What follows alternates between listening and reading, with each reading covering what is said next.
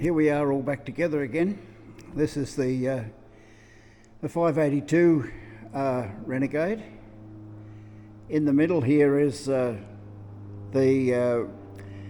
Rotech 2800 powered Renegade, and over the left here is Rosie's 912 80 horsepower Renegade.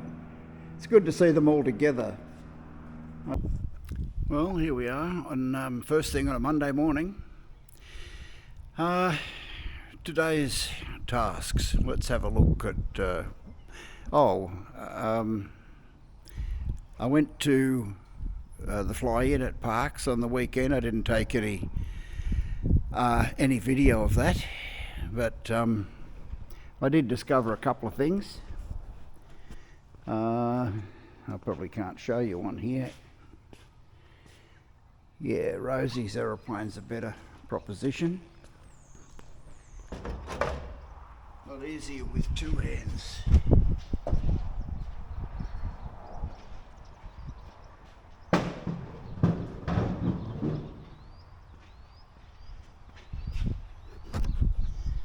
Okay.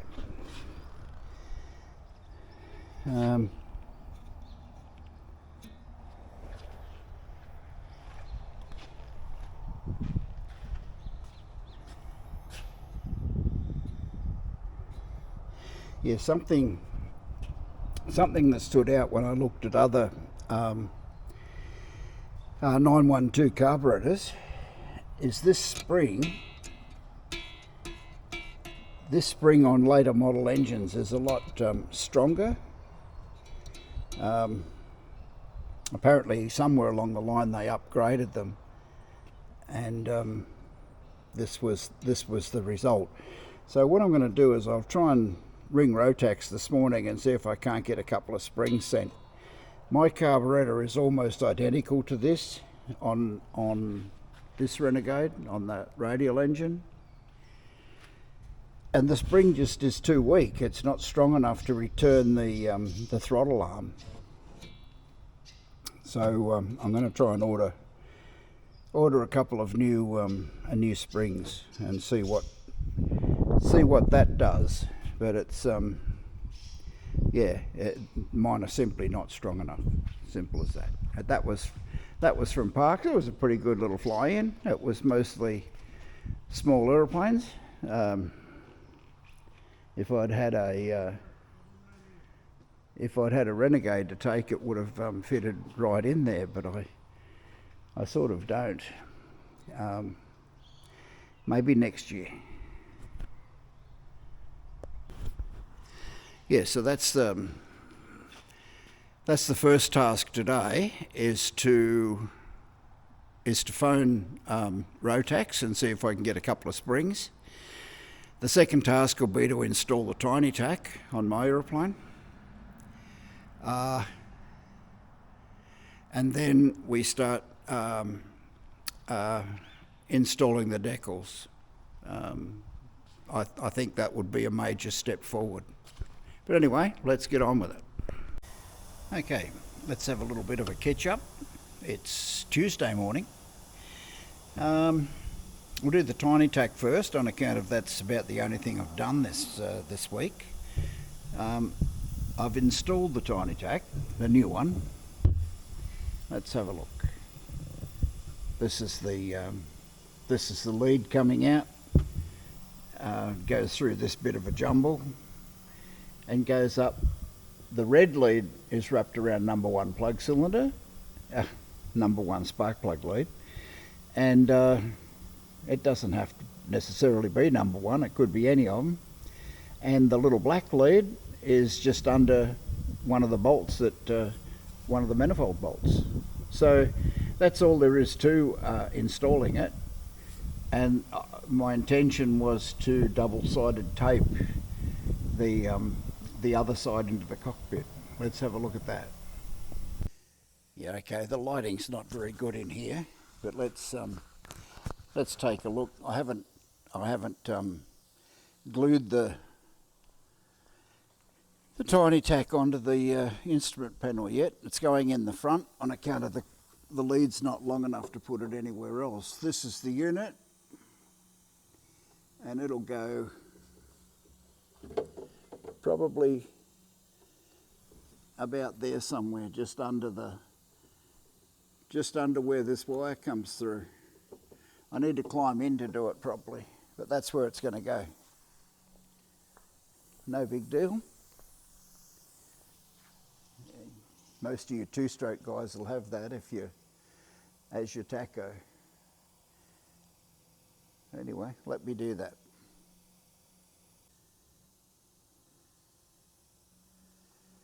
Well, there it is there. Not that you can see it very well, but you've got the altimeter in the front cockpit, airspeed indicator and tiny tack. And the compass, that's everything you need. It's amazing.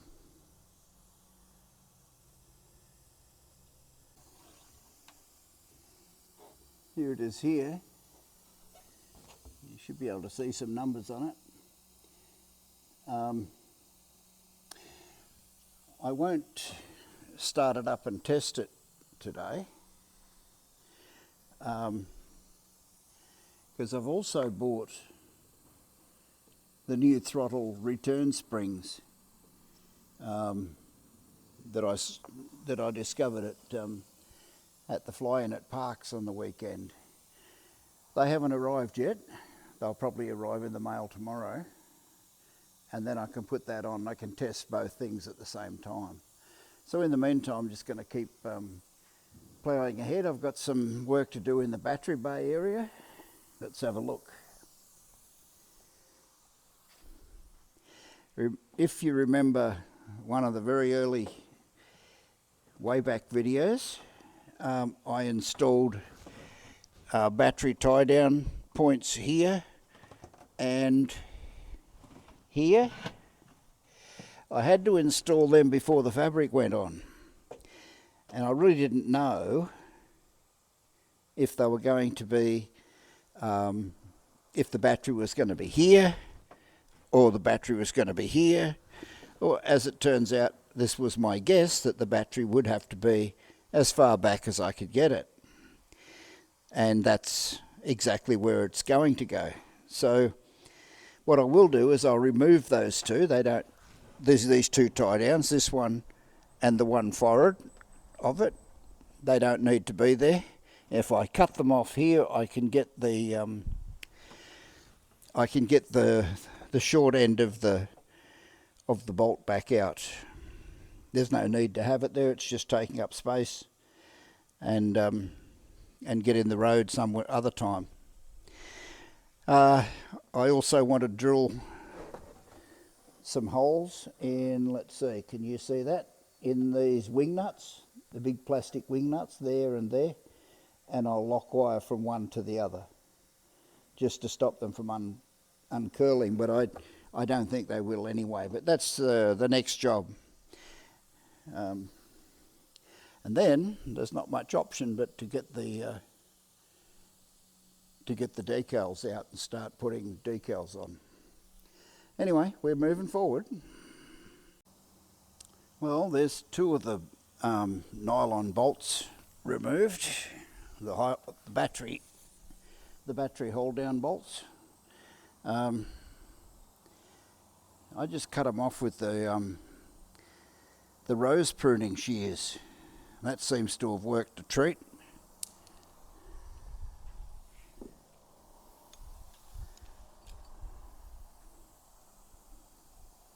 This is all I did. There you go, done. So there's still two to go. They're going to be a little bit more difficult, but let's see how we go.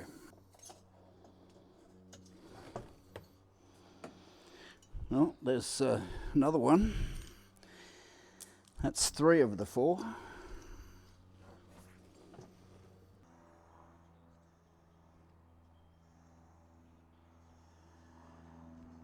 Oh dear. Well, there's the wing nut.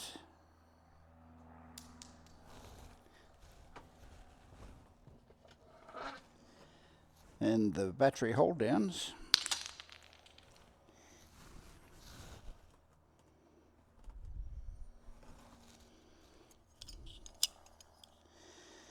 Okay.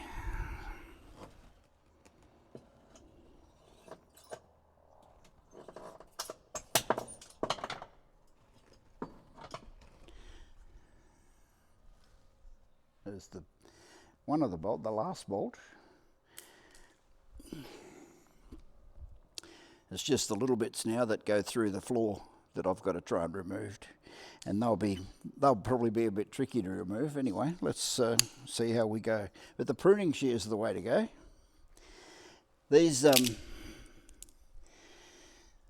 hold down bolts are designed for a boat. You know, they'll hold a 12-volt battery down in a boat while it's bashing around in the ocean. So I figure they should be okay holding down the 12-volt battery in the Renegade. Well, here's the spare battery hold-down bolts. I put I made provision for two extra battery positions. Now I had to install these things before the fabric went on, because I didn't know where the CG was going to be, so I just installed these tie-down bolts in 3 different locations. I was able to, of the 4 bolts, I was able to cut 3 of them off and recover this bit out of the floor. The floor would normally sit here, and the head of the bolt would be under the floor. I wasn't really game to do the 4th one because it would have been too hard for me to recover. So all I did was cut it off about the same as this, drill a hole in it and put a split pin through. So it can't fall out, it'll stay there in the aeroplane forever, but these ones can come out. So that was yesterday's task. I got disrupted halfway through videoing, but we'll carry on this morning. Here's the actual final resting place of the battery.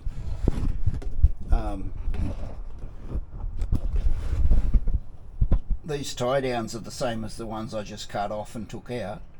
I'll actually, I've got another set of wing nuts, which I've already drilled the wings for lock wire. So I'll lock wire them up, put the other wing nuts on and lock wire them together. And that's it. That's another job out of the way.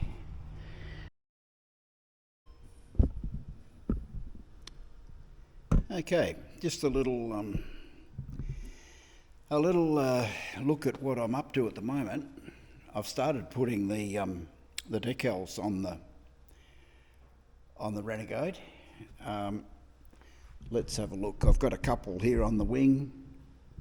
You can probably see them from here. You probably can't. Okay, we'll zoom in a little bit. Yeah, so there's a couple there next to the walkway material. I've put a couple on the horizontal stabiliser as well, and I'm up to putting the rego numbers on. So what I've done down there somewhere is a plumb bob. Yeah, there's my plumb bob flopping around still. What I did was I dropped that off the trailing edge, and I also dropped it down off the, leading edge of the horizontal stabiliser. There's its mark on the floor just here. That's the one on the other side. Same here. Same here. This is the one off the trailing edge of the wing, the lower wing.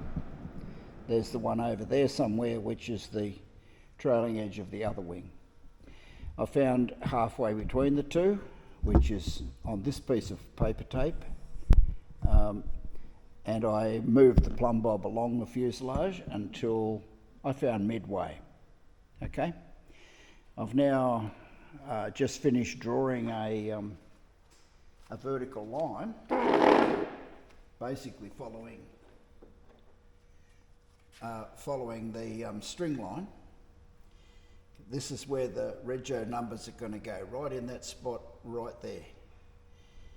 So I know where the middle, if we move that out of the way, you might be able to see that a very faint line. Matter of fact, that can come off there altogether now. Yeah, so this is the middle of where my rego numbers are going to go. All I need now is horizontal. And the aeroplane's level, by the way. I've levelled it up. So there you go. I can probably bugger this up, and I'm overthinking it and being a bit too technical about it, but this is that's what I'm trying to do anyway. Yeah, so right about there. I can't see the line on this camera, so maybe you can on your screen. But this is it right here. That's fairly vertical compared to the fuselage, which is fairly horizontal. Matter of fact, the fuselage is spot on horizontal. And all we really need to do is put our our level, and draw a line either on the bottom or somewhere up the top, but that's what we're going to try and line up with. Okay, we should be able to put it back about there. Yeah, that doesn't quite run exactly the same as the tape, which is what I was thinking, but that tape's probably, rather than, I'll use this line to find the middle of the rego letters.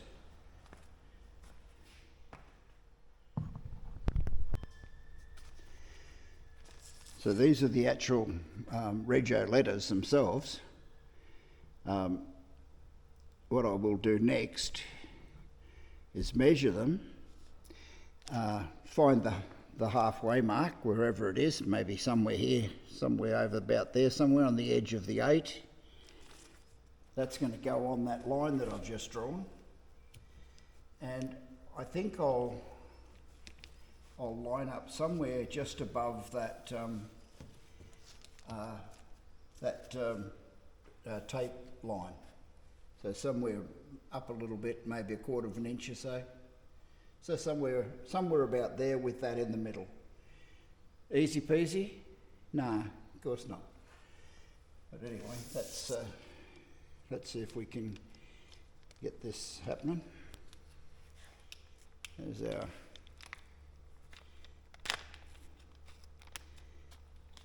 letters. I'm pretty happy with most of the lettering. Some of it's too big. My Earth on Exhaust placard, it feels like it's as big as these ones. Well, I'm going to have it remade. So, but you get that, because I'm just guessing. Oh, that should be about 10 millimetres. This should be 15. This one should be 6. They're just guesses, and some of them are not very good guesses, I must admit. But anyway, that's what we're up to today. Now I'll find the centre of this for starters. Let's do that. Okay. What I've done here, instead of trying to draw a line with the spirit level that's basically parallel to the level of the aeroplane, and I think it'd look actually stupid. So what I've done is I've put some 1/2 inch or whatever it is, 3/4 maybe tape, parallel with this tape line, with this fabric tape, because otherwise if I put something that's at an angle to the fabric tape, it's going to look stupid. So I've marked it with a piece of tape, and I'm going to put the rego letters on top of that. I'm still going to use this line to line up the centre line of the tape. Actually, what I should do is go from here and go vertically. Yep, go 90 degrees to the tape line. Oh my God, it just goes on and on, doesn't it? All right, now basically I have no idea what I'm doing. So if here's where the centre of the rego numbers are going to go, right there, and the numbers themselves should be pretty close to that tape line. But like I say, I've got no idea what I'm doing, and let's see how we go. So this is just water and detergent in this bottle. Main thing is to get the dirt off, which is probably plenty. And when we're ready to put the numbers on, I'll wet it again.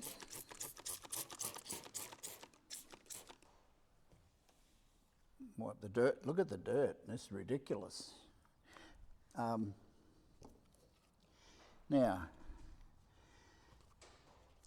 this is the centre line of the numbers. It's going to be located on this line, and the bottom of the letters is going to be located along that tape line. Yeah, so we want some detergent on there, because we may need to move these numbers around a little bit. So we peel the back off, which is that paper bit there.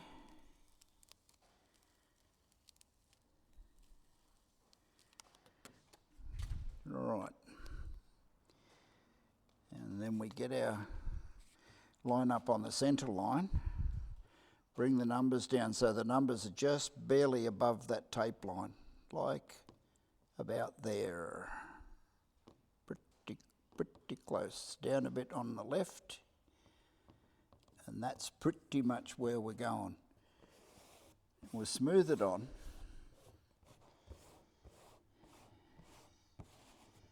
Now, to some degree, I can actually move it, but I don't think I have to. I think it's pretty close to where I want it in the first place. Maybe down on this end a little bit, but I can actually, with the detergent on there, I can actually move it a bit. Then you get a credit card, preferably just knock one off out of your wife's purse. You don't want to do this with your own. And away you go. The objective now is to glue the black letters onto the paintwork.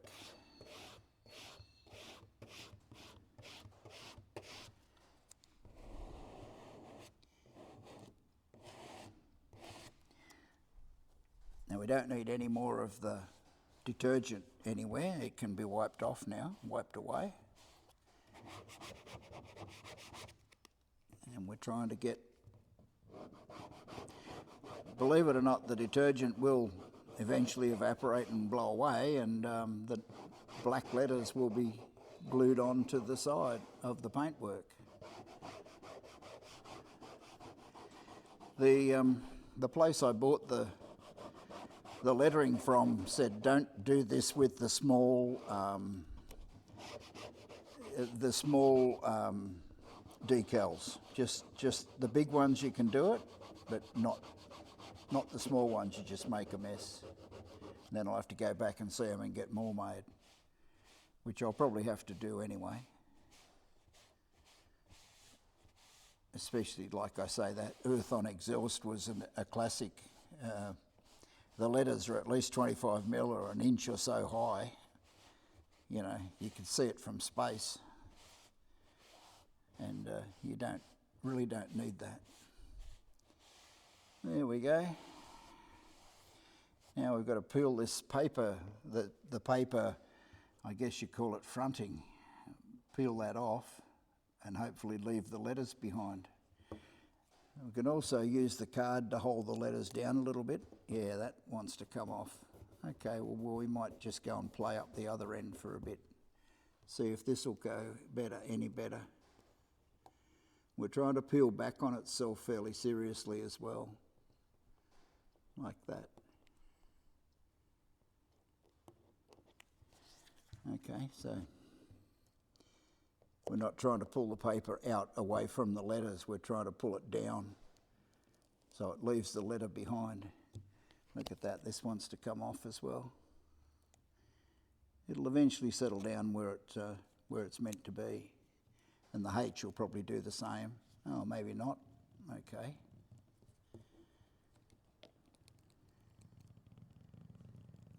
There we go. Oopsie. Oopsie.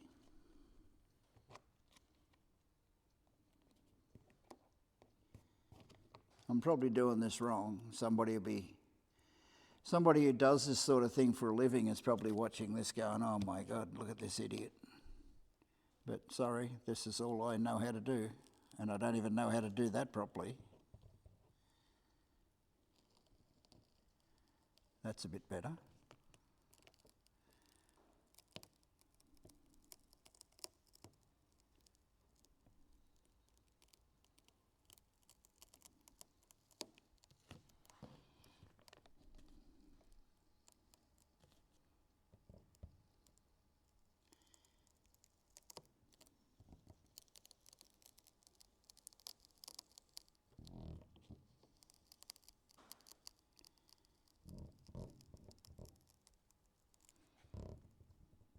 That's not good. It'll settle down, hopefully.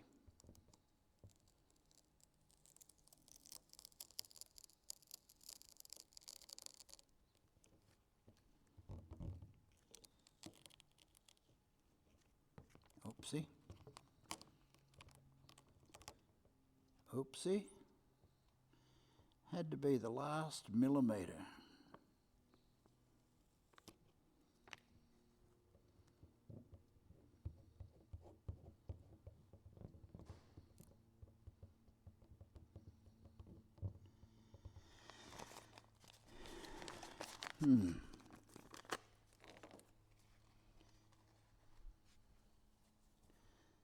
Find a semi-clean piece of the rag.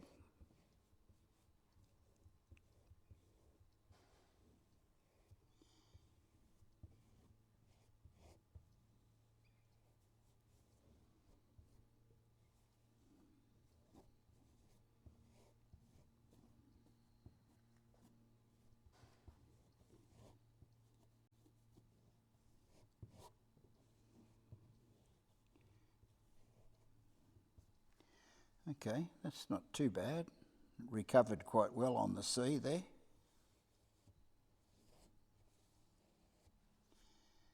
And we can take this tape off.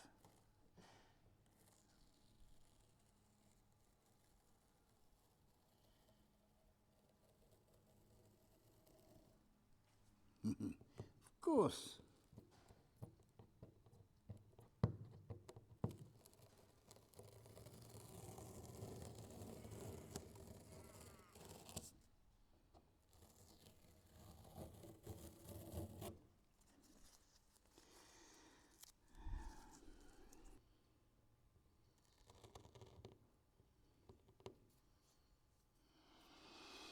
And anyway, that's how I did it. You've heard me speak of that negative learning experience before. You can either see what I do and go, oh wow, I didn't realise that, I might do it that way. Or you look at it and go, I don't know how I'm going to do it, but it certainly isn't going to be the way he did it, because that's ridiculous. I don't care. It doesn't matter, whatever suits you. You've clearly got way more ideas on this than I have. There we go, look at that. Just about all off. Little bit, tiny bit there.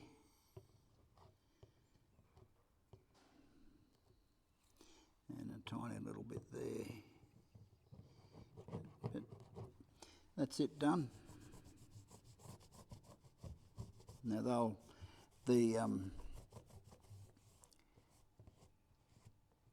the detergent will dry out overnight, and those numbers will never ever come off again, or not easily anyway.